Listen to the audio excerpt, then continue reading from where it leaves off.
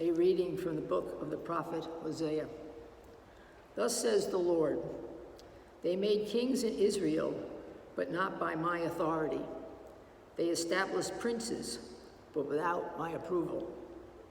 With their silver and gold, they made idols for themselves, to their own destruction. Cast away your calf, O Samaria. My wrath is kindled against them. How long will they be able to attain innocence in Israel? The work of our artisan, no God at all, destined for the flames, such as the calf of Samaria. When they sow the wind, they shall reap the whirlwind. The stalk of grain that former to ear can yield no flour. But if it could, strangers would swallow it. When Ephraim made many altars to expiate sin, his altars became occasions of sin. Though I write for him my many ordinances, they are considered as strangers. Though they offer sacrifice, immolate flesh, and eat it, the Lord is not pleased with them. He shall still remember their guilt and punish their sins. They shall return to Egypt. The word of the Lord. Today's responsorial, the house of Israel, trust in the Lord. Our God is in heaven. Whatever he wills, he does. Their idols are silver and gold, the handiwork of men. The house of Israel, trust in the Lord. They have mouths, but speak not. They have ears, but see not. They have eyes, but hear not. They have noses, but smell not. The house of Israel, trust in the Lord. They have hands, but feel not. They have feet, but walk not. Their makers shall be like them, everyone that trusts in them. The house of Israel, trust in the Lord.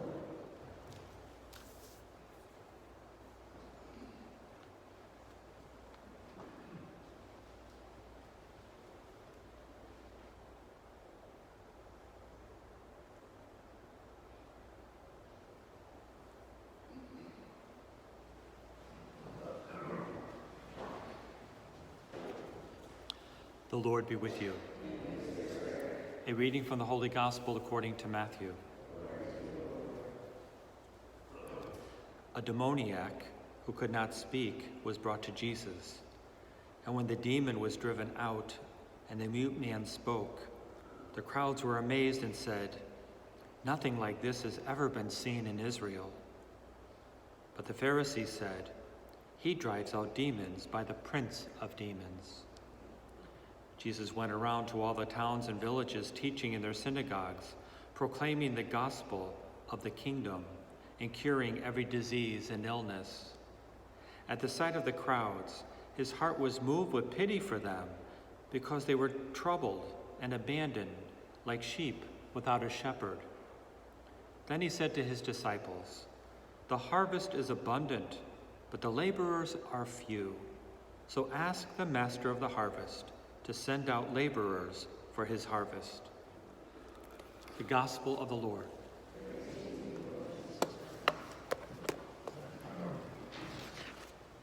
Just briefly looking at our first reading today from Hosea, God delivered the Israelite people from slavery. He brought them through the desert for 40 years, for generations, and finally led them into the promised land.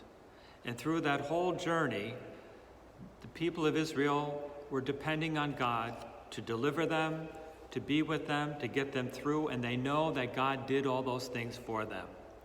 Well, now they're in the promised land. Things are a lot better. They're in the promised land. And over time, they begin to forget what God has done for them. They begin to forget even about God and worship and about the one true God. And over time, in some generations, they start worshiping false idols, false gods, and not even thinking about the one true God who was always with them, and still is, but they just forgot about him and went another direction. So in the midst of all this, they decide, you know what? We want an earthly king. We want an earthly king to guide us. And so in our first reading, we see that they have an earthly king and they have princes. And it's not going to get them anywhere good in the long run because they have given up on the one true God. So my sisters and brothers, today would be a good day for us to think about how much do we trust in God. Let's look back today in all that God has done in our lives so that we don't forget what God has done in our lives. It's good to do a review every once in a while. What has God done in my life over my lifetime? If you have some time today or this week, do that. Even make a list and be renewed in trusting in God in all things. He's gotten you through a lot of things to this very moment you're all sitting in this church and I'm standing right here. Think about all the stuff you've been through in life. And here you are. Guess who brought you here? Guess who brought me here? It is the one true God. So today, let us renew our trust in God.